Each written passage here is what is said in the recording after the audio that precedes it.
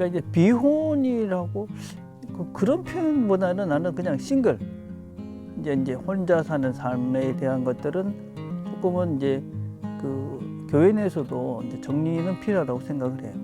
그러니까 뭐 내가 이게 이제 존 스타트 목사님 같은 분이 이제 세계적인 어떤 설교자셨고 이제 영적인 좋은 지도자셨잖아요. 근데 그분이 이제 혼자 사셨거든요. 물론 그분은 이제 그 성공에 이제 그 사제셨으니까 그런 홀로 삶이 뭐 그냥 허용된 그거 당연하다 뭐 이렇게 생각했는데 그분이 그런 얘기를 했어요. 결혼이 좋은 거면 그 홀로 사는 것도 좋은 거다. 그 얘기 속에서는 이분은 어떤 말씀을 했냐? 분명히 바울이 굳이 어떤 정욕적인 그런 부분에 매이지 않는다면 혼자 사는 것도 나쁘지 않다. 어쩌면 심지어는 혼자 사는 게 좋다. 이런 성경적 표현도 있거든요.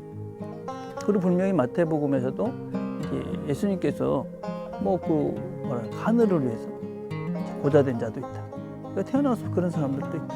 그래서 홀로 된 삶에 대한 것들을 성경이 그냥 무조건 틀렸다라고만은 얘기하고 있지는 않아요. 물론 우리가 보편적인 그런 원리들이 있는 거죠. 그러니까 하나님께서 남자와 여자가 만나 가정을 이루는 보편적인 삶에 대한 것들과 또 우리가 그동안 뭐 이렇게 역사 속에서 문화 속에서 남자와 여자가 한 가정을 이루는 것은 아주 창조적인 원리고 일반적인 원리는 맞다고 생각해요. 그럼에도 불구하고 어떤 홀로 사는 것은 무조건 틀렸다. 그런 거를 우리가 지금 시대에 이렇게 이렇게 잘 분별하지 못하고 그거를 그냥 무조건 틀렸기 때문에 뭔가 죄악시한다는 부분들은 상당히 조심을 해야 된다. 그래서 저는 이제 이 싱글로 사시는 분들에 대한 입장들은 몇 가지 정리해야 될 것이 있다고 생각해요. 무엇보다도 그분이 홀로 된 이유들에 대해서 우리가 모르잖아요.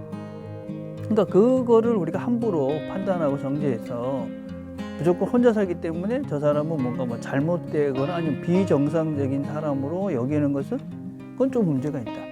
그러니까 그건 어떤 본인의 선택일 수도 있지만 선택할 수밖에 없는 형편일 수도 있고, 그러니까 그런 부분들에 대한 배려가 전혀 없이 그냥 저 사람 혼자 사니까 이상하다든지 어디 문제가 있는 거 아니야, 잘못됐다라든지 특별히 교회 내에서 뭔가 비신앙적인 존재로 우리가 어떤 편견을 갖는 거는 조금 우리가 조심해야 된다.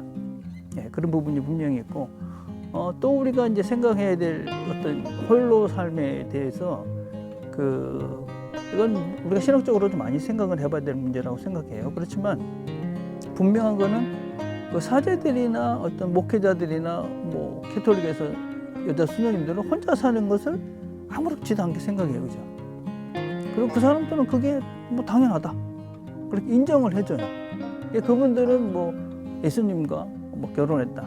다른 식으로 얘기하면 자기의 소명을 따라서 그 일과 이제 어떤 면에서 이제 평생 그 일에 헌신케 하기 위해서 자기는 싱글의 라이프를 선택했다.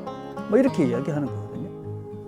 그러면 조금 다른 차원에서 나는 내 삶을 선택하는 데 있어서 이게 내 삶에 있어서 내 소명이다.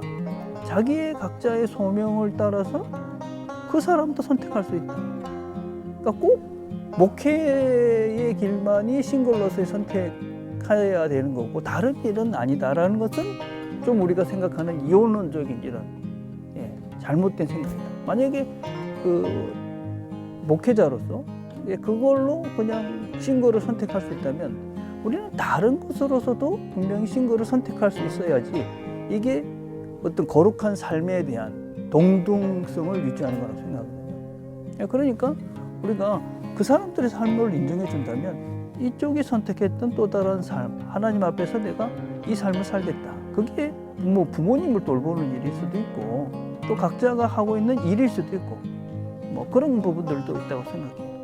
그리고 이제 마지막 한 가지만 더 생각을 해보면 사실은 결혼을 이렇게 못하게 됐든지 안 하게 됐든지 지금 어떤 사회적인 그런 문제들이 상당히 많이 있잖아요.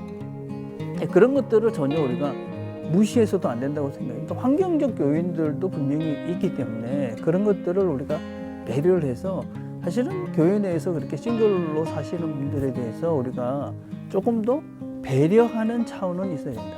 지금 사실 그런 분들이 이제 늘어날 수밖에 없는 그런 차원인데 어떤 분들은 뭐 하기를 원하지만 안 되는 형편 속에 있는 분들이 있잖아요.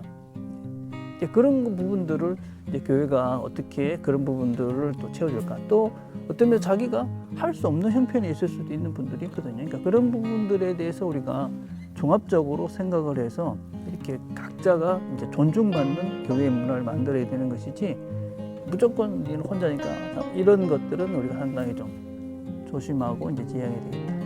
그 점.